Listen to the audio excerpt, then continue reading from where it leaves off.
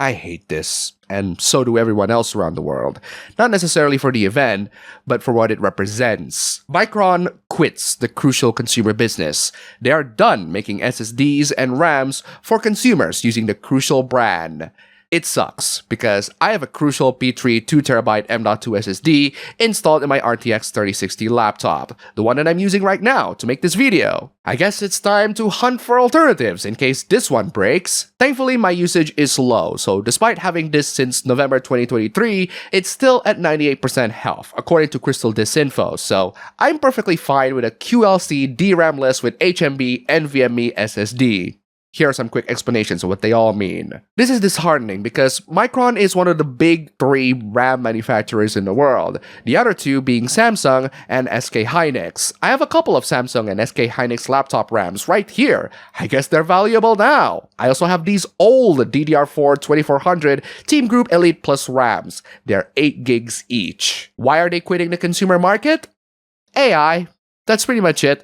They quit because they want to focus on developing AI data centers. They see more profits there, so they're heading there. Unfortunately, there are a lot more demands of them, so that explains why Micron is making the move, is to supply the increasing demand for AI. But we don't know whether those demands are real or not. We'll just have to see whether the bubble actually pops. There is, however, some silver lining. Micron is only canceling their Crucial brand. They're still selling their Micron-branded chips to other brands like Team Group, ADATA, Corsair, etc. They're just not selling them through the Crucial brand anymore. That does sound like good news, but it's still not particularly comforting, what with RAM prices and hardware in general getting way more expensive. And hardware prices will get more expensive as well in the future. I've made no secrets on AI chatbots helping me in all manner of things, but even as someone who does regularly use it, I'm still pissed because I'm also a gamer and a content creator. I need hardware to play games and make content. I guess I'll have to wait until the prices drop or the AI bubble burst, which I'm hoping can come soon. Let's pivot from bad news in the consumer and gaming industry to some good news. Or at least for one game. I don't play a lot of modern and demanding games these days, so I don't know how big they can be, but I know how big Helldivers 2 can be thanks to their recent blog. They have completely slimmed Helldivers 2 file size from 150 gigs to 23 gigs. Yes, you heard that right. Helldivers 2 has shrunk in size from 154 gigs to 23 gigs. How the hell can Helldivers 2 shrink from 3-digit gigs to 2 digits? Apparently, it's because the industry data states that the game is duplicated several times so that the loading times are not bad on people who still use mechanical hard drives to store the game. Turns out, there's still about 11% of Helldivers 2 players who still use mechanical hard drives to store their game. To put it simply, game industry duplicates the game several times to account for mechanical hard drive speed, and apparently this is industry data, so the game that you're seeing having hundreds of gigabytes are probably 4 to 5 times less than their actual size, and someone, somewhere, has gaslit the whole gaming industry into thinking that copying the game files many times in a hard drive is somehow going to fix the loading times. Or at least that's what some people think. This method does work, but that's because back then, game engines weren't as optimized or efficient as today, so that duplication overhead helps with the loading times of PS3, X360 era games like GTA 5, installed in mechanical hard drives. Thankfully, most people these days have SSDs. Granted, the storage and memory market are gonna get worse right now, but most PC gamers do use SSDs. Even Helldivers 2 shows that there are about 11% of players that still use hard drives. That's 89% SSD users. Win, if you ask me. So thank you, Helldivers 2. Hopefully we can see way more sensible game file sizes in the future, right? Right? Here's another gaming hoopla. I think some people are genuinely blind. Nothing after 30 FPS is noticeable.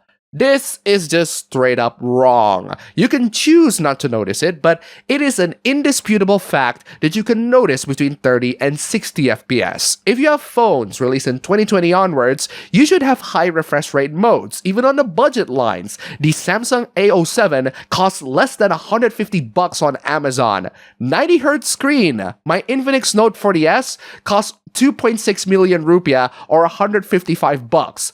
120Hz screen. For iPhone users, if you have an iPhone 13 Pro and above, you have the ProMotion 120Hz high refresh rate. If your phones have high refresh rate, turn it on and feel the difference between 60 and higher. There is zero difference between 30, 60, or 120 FPS.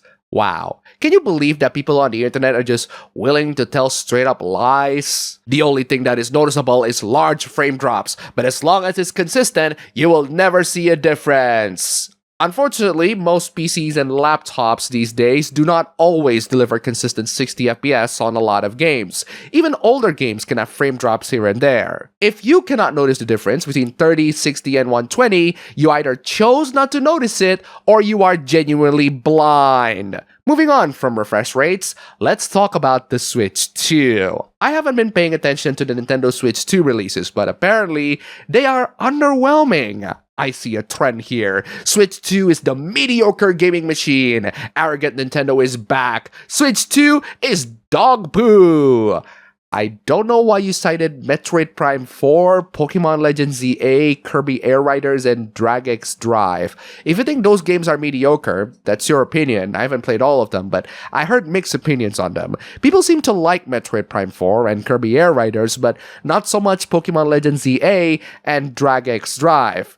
Or is it Drag Drive, like Hunter x Hunter or Spy Family? Even so, I still wouldn't call Switch 2 a mediocre gaming machine. I also wouldn't call the PlayStation 5 a mediocre gaming machine just because there haven't been a lot of decent PlayStation exclusives. But PlayStation fanboys don't want their logic being thrown back at them for their platforms. Personally, I'll stick to playing Buckshot Roulette on my phone through Steam Link. Fun game. You console peasants can keep arguing which plastic box is the best. Here's another game series that I could have played. I talk about Persona games plenty of times, but I always talk about the last 3 mainline games. What about the first 2? Technically 3.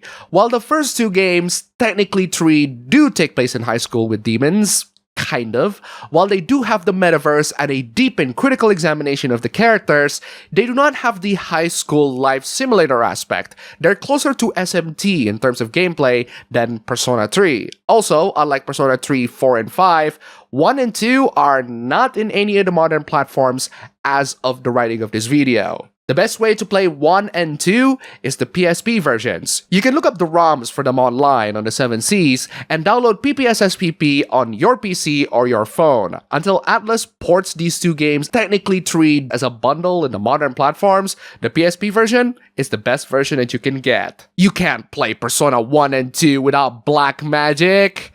PPSSPP is not black magic, but I guess to the technologically illiterate, emulation is a difficult concept to grasp. That being said, I do see their point. Persona 1 and 2 are not as accessible to the mainstream as Persona 3, 4, and 5 were, which is why they are not ruined by the fandom's awful takes as much as the High School Life trilogy. I have played through 1 and 2 and 2.5. They're good games for sure, but they're more geared for enthusiasts of the franchise and SMT fans, not the mainstream consumers. I can see why plenty of fans don't play Persona 1 and 2 and 2.5, but that still won't stop me from making fun of them for not playing them, because I'm just petty like that. Thankfully, emulators are incredibly friendly with Linux. I am so glad that Linux is getting more popular, more accessible, and easier to use for the common guys. Thank you, Steam. Unfortunately, not everyone can use them, and I'd rather those people not use them, frankly. Why would I get Linux if it blocks me from playing games with anti-cheat, like Call of Duty? Then don't. Stay on Windows and keep playing Call of Duty if you want to. I can't go to Linux on my main PCs, but I can do them on older or secondary PCs. Also, Call of Duty's anti-cheat is rather invasive, so it's better to just go back and play some good old Unreal Tournament instead. I'm playing a real game, just like everyone else is! Call of Duty? Real game? Alright, stay on Windows then. Anyone else? If all you do is just play video games, then Linux is an excellent alternative to Windows. It won't play Call of Duty multiplayer, and it won't install anti-privacy, anti-cheat software. To a lot of people, that's a great thing. And that's all for the video today. Here's a cat. Huge thanks to all the wonderful sponsors this week. You're all fantastic. Don't forget to check out my previous videos here. Click the like button, comment, subscribe, join the YouTube membership, leave some tips, just $1 down below. And thanks for watching.